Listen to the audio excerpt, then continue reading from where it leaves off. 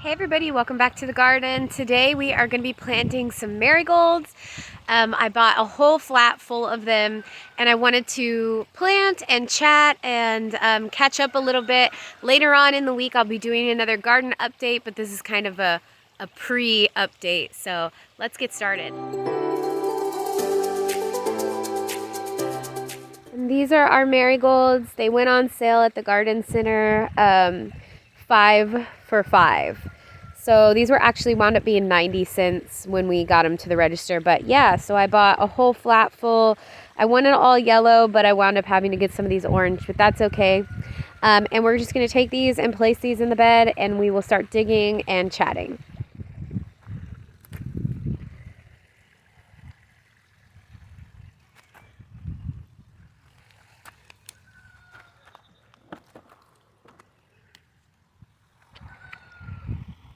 Okay guys, so I went ahead and placed all of my marigolds into different spots. I'm really just popping these into the garden. Hopefully it's not going to be too windy for you guys to hear me.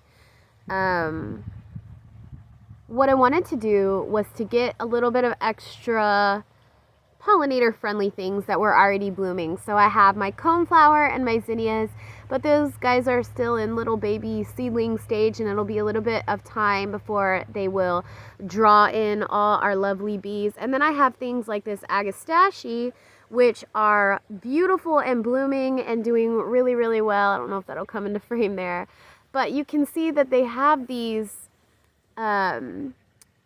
really long trumpet-like flowers, and these are going to be the things that bring in like butterflies, because they can stick their tongues in there. What are their tongues called? Somebody probably knows. Comment down below and let me know. Educate me, please.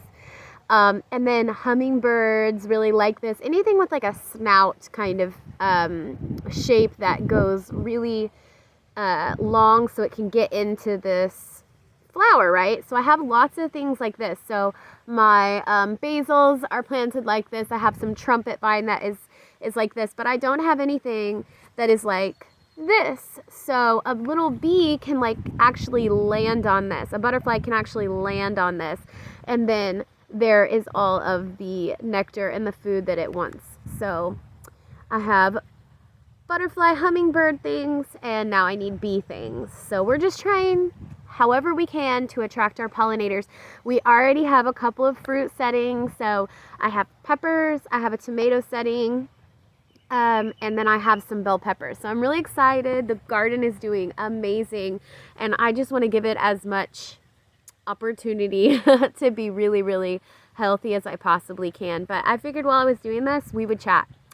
Today's topic, which I thought would be kind of fun to talk about, is that if you've been with me since the beginning, so right now I would still consider the beginning of a YouTube journey, statistically, right? But I've been on here for about 2 years, just kind of doing random things. For a while I was doing shopping videos, and that was what was getting a lot of traction on YouTube. And so I thought, well, I don't know if I want to really do that. I don't want that to be the whole of my existence on the platform, because while yes, of course, I like to shop. That's fun. Mostly I like to grocery shop. Comment if you like grocery shopping too. But the main thing that I really like to do is to shop for like home decor. But it's kind of expensive to just go around shopping for home decor and then hauling it, you know? So I was like, this is not, I don't think it's healthy, and I don't think it's totally, oh, the goose is in the garden. He came to check on me. He's so cute. But I don't think it's super healthy to just constantly be buying stuff and switching it out. And anyways, so I thought to myself, what am I going to do? You know, I still like to make these videos. It's kind of fun chatting. I'm home alone a lot. I like to be home alone. I have things that I do, you know, like I have a part-time job, and then I also have, you know, household things and the farm stuff to take care of. So it's not like I'm just hanging out alone all the time necessarily, but a lot of times I am alone. So I thought, well, you know, it's really fun to kind of just chat and get your thoughts out and So I want to keep doing YouTube, long story short, right? But I want it to be something that I care about and that I like to talk about. So, hence the gardening. Also, if, like I said, if you were in the beginning of my YouTube journey, I love homesteading, and a lot of that had turned into like kind of prepping. So it was a prepping channel to start with, because when you live in a very suburban, urban even space, you don't get to do a lot of the homesteading because you're on like a quarter acre at max. I think we had a little over a third of an acre in our previous home. And so when you don't have the resources, you wind up having to buy a lot of stuff. So that's how I think prepping comes about, is you see the need. Now also there is like a physical ability that plays in. Like some people can't just farm, and that's totally understandable. I mean, that's why I had to build raised beds, is because I could no longer physically be in the dirt on the ground on my hands and knees the way I would have been before. So I do get that. There is the ability, right? So there's people who probably go the prepping route based off of like, this is what I can do. This is what is physically I'm capable of, which there is no knocking that. But all of this to kind of just preface what I wanted to talk about is why I'm not a prepper anymore, So if you've been with me since the beginning, please don't take it as, oh, I don't believe in prepping, because I still do. Any way that you can take care of yourself and take care of yourself best and not rely on the systems of the world that we have in place that are failing, I think that that's good. So this is not a knock on preppers by any means, not at all. And I really probably am still a prepper, but I don't consider myself that, and I don't call myself a prepper. But let's get into that. I'm going to move down the bed. So I feel like when people first hear the word prepper, or if you first would tell somebody, especially back when I was really into that lifestyle, that you were a prepper, they would immediately think, oh my gosh, you are a right-wing conspiracy theorist, right? And it conjured up images of people who were building bunkers and wearing gas masks, okay? And when I first learned about prepping, it was before 2016, because Trump wasn't even a thing. I mean, he was a thing, obviously, but he was not a politician. And what had happened was we went to a friend's house, and she taught us all this amazing stuff. And oh my God, can I just say that I cherish, and that's probably not even a strong enough word, all of the information and all of the time she poured into teaching us this stuff. And I still use most of what she taught me on a daily basis, okay? So this stuff is not, this, when you learn about prepping, some of it is like, oh, it's all hype and scary, and this person was not like that. She was just like, hey, you need to be prepared, and this is how you do it. And I took it as a very like educational thing. But what happened was I took it from, okay, I'm being educated, into, okay, now I'm waiting for the bottom to drop out. And that was not anyone's doing but my own. So we began to like really get into politics, and we began to really get into, where the corruption lies. And listen, guys, if you are too naive to see that there is corruption here, especially, and everywhere, but here, especially, caterpillar in the garden, then you're kind of fooling yourself. You might want to look into it. That's all I'm going to say, okay? Because, like, it's a very weird place. I think most people know that, Most people can sense it. Even if you're not into preparedness, you're like, oh, something's not quite right here. We had COVID. We had all these examples that I could bring up of things that have just been such a deviation from the norm of what life was for centuries here, even in this country, and to now it's like, well, we can't innovate. You don't want to innovate. You don't want to get anything. You don't want to do things differently. We've lost a lot of like American spirit, even. So I'm like, okay, yeah, you can see it, right? And I'm sure you have a million examples of being able to see it. As far as like the world being different and something feeling not quite right, like something just ain't right here. You get a sense. I feel like there's a tension in the air. Like even if you go to the grocery store, I do feel like there is just, it's a tense place. People are spending so much money and they're having to be there. There's no other option, and that's never good, is when you have no other options. But what prepping does is it tells you, well, you do have an option because you have made your house the store. You have made your basement, your cellar, your spare room the store. And so you don't have to be in the store. But my concern with this, and this has been over the last few years, where I feel like is that, so my concern over the last few years has been that what happens when my store runs out and then I have to be back out there? Because I could spend a long time. I could put buku amount of money, but the expiration dates will still come. And the stores will still be my like I will still have a necessity to be at the store if I continue in this way. So mainly, like if I'm saying, oh, okay, I consider myself a prepper, I feel like I'm just perpetrating, okay, still relying on things and thinking that I'm not relying on things. I'm saying, oh, well, I don't need the store. Well, yeah, I do, because eventually I'm going to run out again. And I still believe in a lot of the tenets of prepping, like 2 is 1 and 1 is none. Meaning if I have 1 pair of scissors and they go missing, I don't have any scissors. If I have 2 pairs of scissors, I really only have 1, because one of those pairs is going to go missing or break. And so really, you need to have things in 3s and 4s. And I do think that, because we wouldn't keep just 1 steak knife. We wouldn't keep just 1 fork, because eventually that thing's going to go missing or bend or break, and we're going to need more. So that's still good. I still think it's really smart to have what's called a working pantry. So you basically like have all the things that you need. You can buy them from the store or whatever, and then you rotate through that.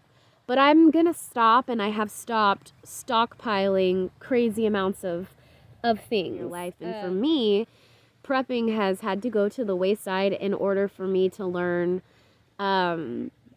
skills. So let me give you an example. I'm going to move to this other bed. Baby bell pepper. So I was saying that my prepping and my labeling of myself as a prepper had to kind of be reassessed. And there were things that I needed to do in order to learn skills. So some of my prepping had to go to the wayside. So one of the things that I think is really important for people who want to be sustainable and want to grow their own food is to learn how to eat seasonally, right? So like we don't, like citrus is grown in the winter and it's harvested in the winter. The best time to eat citrus is in the winter and early spring, right? But if you're getting citrus that's in the middle of the hot summer, it's not as good. But we have access to it constantly, even though it's not at its peak, because people are able to grow things on a really large commercial scale in greenhouses and all kinds of grow houses and all kinds of cool things, which I'm, again, not knocking. I think that's amazing. And if you were, had a hankering for some citrus, by all means, go to the store and grab yourself an orange. I'm not against that.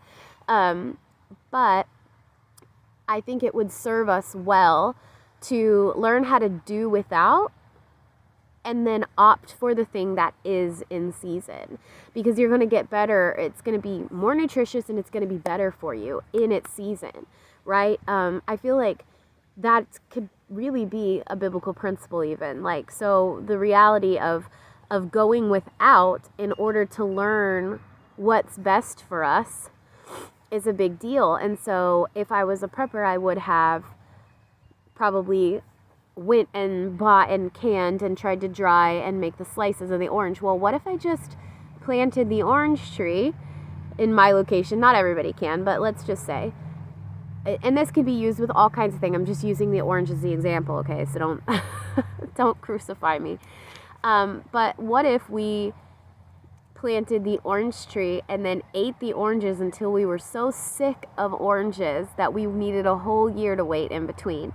And then in between that, we planted the things that harvested in the next season. So that's kind of how I'm looking at things. Now, I still believe in putting away and having more than you need.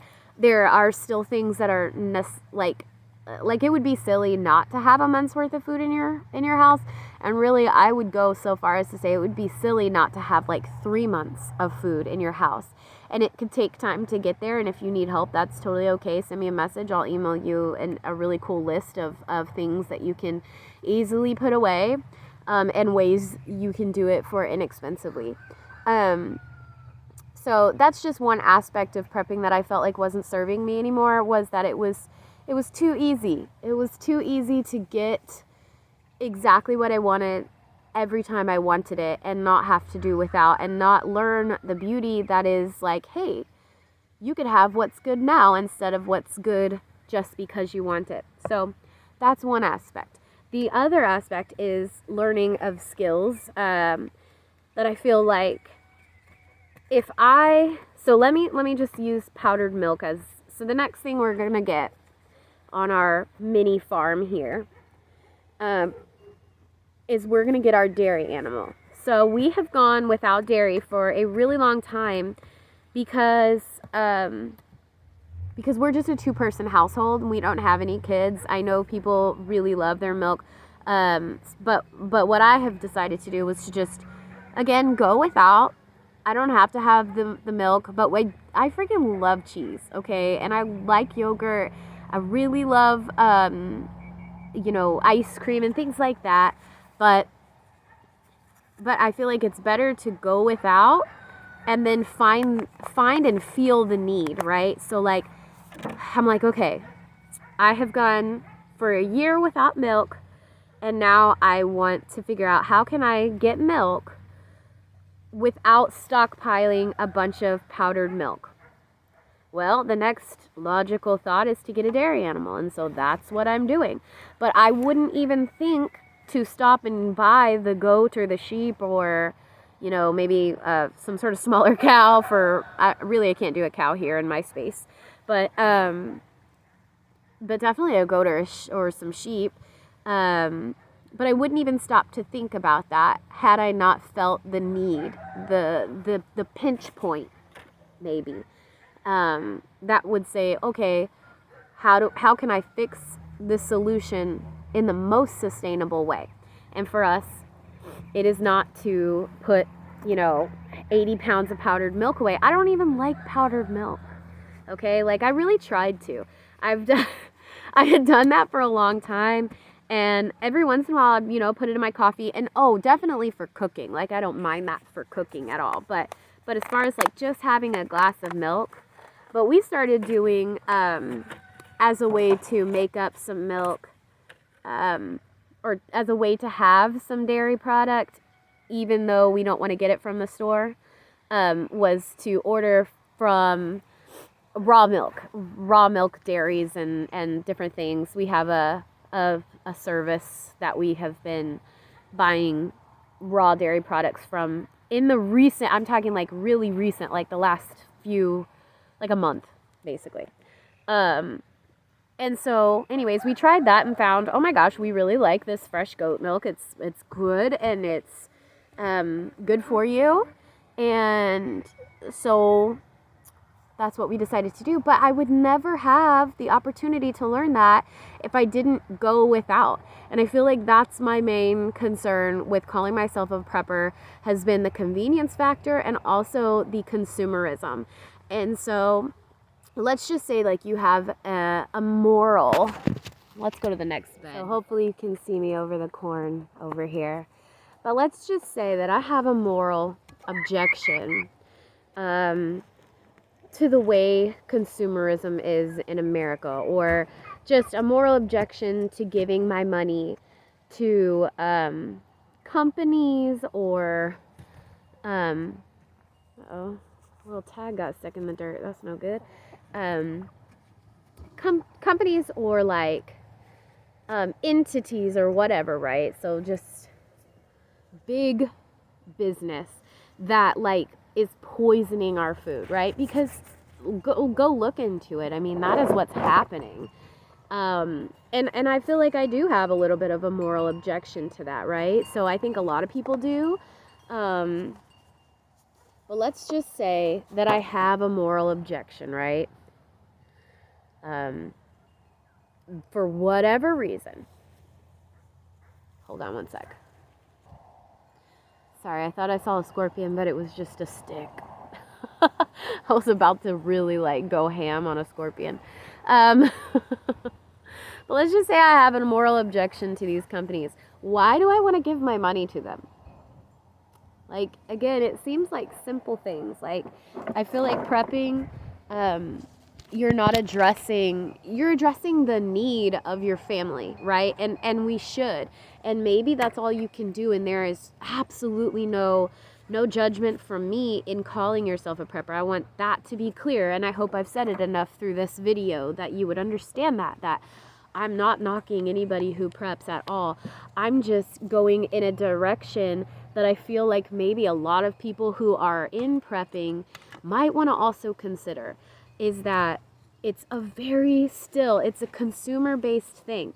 And I'm like, what if prepping, let's be real, right? Okay, like, what if prepping is another trick? What if prepping is another way that we get ourselves and even the powers that be get us scared enough to go and flood the economy every time there's a storm, or scared enough every time there's some sort of like a bombing or shooter or something, right? You run to the store and you get what you need, and maybe you get a little extra too. Sounds like it could be a trick, right? And so I'm like, I don't like that. I don't like that we live that way. I don't like that my nature is to go and hole up. Like, I consider myself an introvert, which I'm actually assessing that in myself. I feel like I want to be, like, I'm a pretty, what would the word be? So, like, I'm constantly self-assessing, and I feel like we all should, but for sure, I definitely am constantly always like, okay, well, what am I doing right, and what am I doing wrong, and what could I be doing better? Just as a person in general in life, like, I'm gonna move you again. We're back. And I'd forgotten what I was talking about, so excuse me. But yeah, I feel like there is definitely, we should all be assessing, like, hey, where am I at? Am I able to do something differently? So for people who are preppers, or for myself, there was this point where I had to say, hey, is prepping still serving me, right? Is calling myself a prepper, is identifying this way still serving me? And in many ways it was, and in many ways it wasn't. And so in the ways it was that I did feel more food secure, right? And again, I feel like you shouldn't have to be labeled a prepper or label yourself a prepper to have 3 months worth of food saved. Like, that should be a no-brainer, right? Like, really, that's what I think, I've forgotten how many weeks, but your own government tells you to have one. And if we do apply the prepping principle, which, like I said, is still a good principle, and I use a lot of them still, is 2 is 1 and 1 is none, then honestly, you should have about 3 months worth of food on hand. COVID should have taught us that. And for most of us, COVID did teach us that. I know so many people who have these beautiful pantries now, and they're organized and they're labeled, and because we had to live from them for a long time, so I feel like I'm probably preaching to the choir in that instance, is that everybody's like, oh yeah, we can get behind having some food. It's the obsession and the commercialism that's the problem. And then the lack of feeling like you can do other things.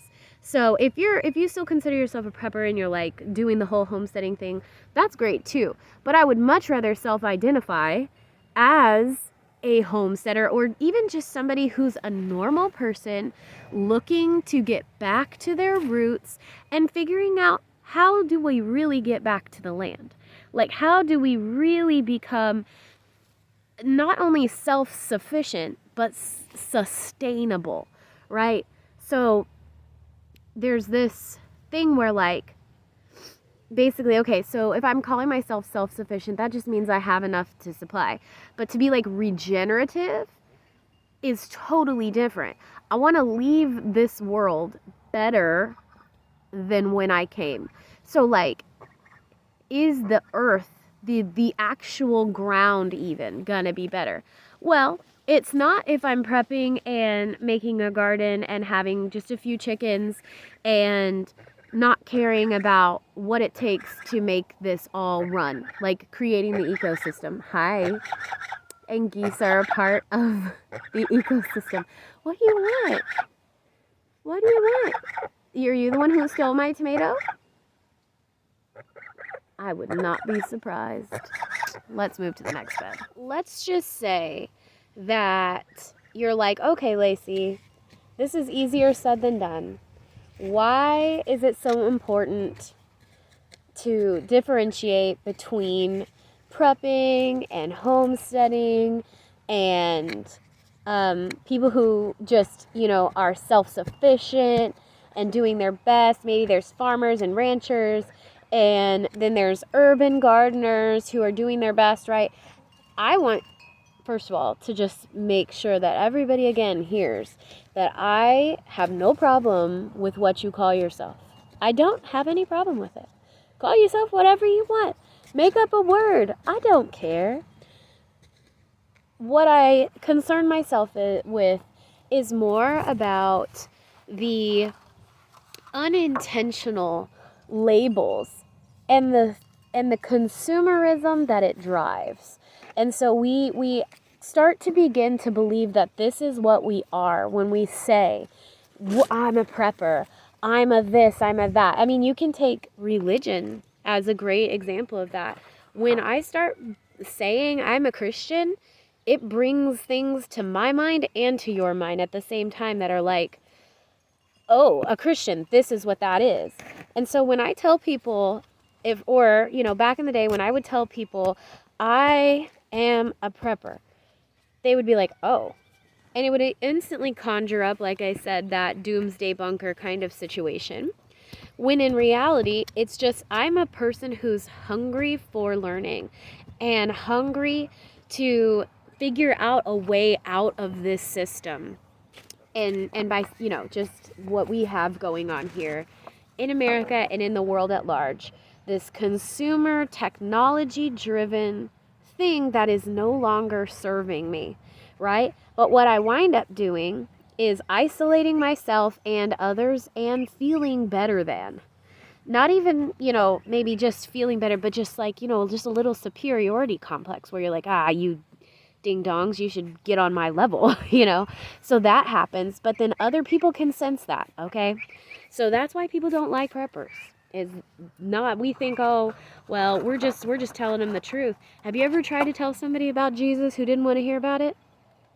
They don't really receive it, right? They don't like it. It makes them mad. They're not ready for it. And we think, oh, well, we're better because we were ready for it. But in reality, we need to check ourselves before we wreck ourselves. Stop labeling ourselves. Stop calling ourselves something and then expecting everybody to get on our level. That's a problem. And so that can actually go for people who consider themselves homesteaders too, right? Like, we could be saying, oh, well, I'm a homesteader, you should all get on my level. It's not that big of a deal. Like, it's like, we think too much of ourselves in general, don't we? Isn't that crazy that we're like, we feel superior, or people feel superior by labeling themselves something as if they're woke and the rest of the world isn't woke. I'm sure that there are people in woke culture, right? What we would consider woke culture, who do have more information and would be more woke than me on any one subject, okay? So, like, just, we need to get over ourselves a little bit, and especially preppers. We need to get over ourselves. Come on, guys. Let's do better. Stop just insisting that everybody do life the way we do life. I think that we can see in general, like, hey, something's not cool and we don't like that and it's not vibing with us. And instead of just going on about our merry way, we have to tell everybody. It's like a vegan, like, stop being vegans. This is, I'm just kidding. Last couple marigolds about to go in. So, I guess, and I'm kind of a verbal processor, I don't know if you guys are, but I guess, when I really think about it for myself, what is it that is the most concerning, the real, like, main reason of all that I'm not going to label myself as a prepper anymore. Although I, again, still believe in a lot of the tenets of prepping. I think it's because I'm the kind of person who dedicates. So, like, I'm not really a fly-by-night guy. When I like or love something, I kind of go all in. And I know I'm not the only person out there like that. But I'm not going to label myself with stuff that I am not. So, like, I am a woman, okay? I got all the parts to prove it. Born this way. All that jazz. And I would label myself that, right? Like, I'm going to call myself a woman. I am a woman. I have chosen in this life to be a Christian, right? I'm going to label myself that. Now, we can get into that topic a little bit. Really, I don't even like to label myself as a Christian, but if somebody asked me, yes, I'm a Christian. But I no longer want to label myself with stuff that doesn't have to do with my intrinsic being, like who I am at my core. Like, sure, would I like a homestead? Yeah. Would I like to be a farmer, like, as an occupation even? Like, yeah, that'd be super awesome, right? Like, I love that. Am I a gardener by hobby? Yeah. But I'm not a prepper. I'm not going to call myself something that I don't want to be, like, I don't want it to be just so wrapped up and consume who I am. And I feel like that's what happens. And that's what happened to me, was that I began to feel this, oh, well, this is what I am feeling when I would discuss it. And it felt very personal if somebody didn't like that or didn't agree with me. And that's not okay. You know what I'm saying? Like, that's not okay. We need to be okay with people and understand that they're not all going to get it. And not even are they gonna not get it, maybe you're not getting it. And, we just need to be okay with each other.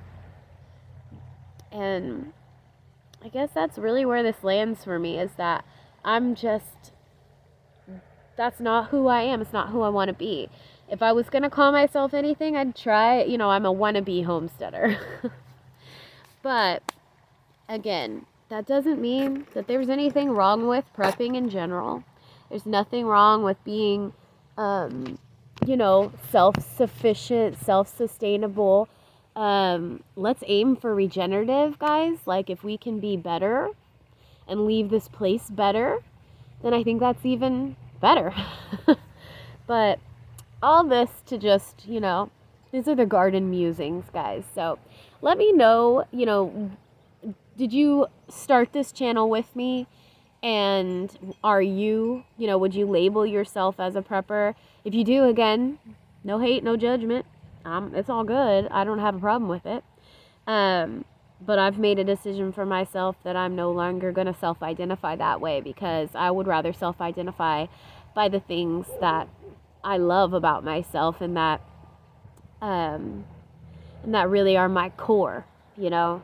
So anyways, yeah, let me know if you're one of my original followers. And again, this channel, I don't really know where it's going to wind up at. Maybe nowhere. And that's cool too.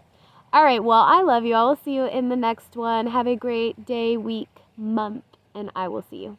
Bye.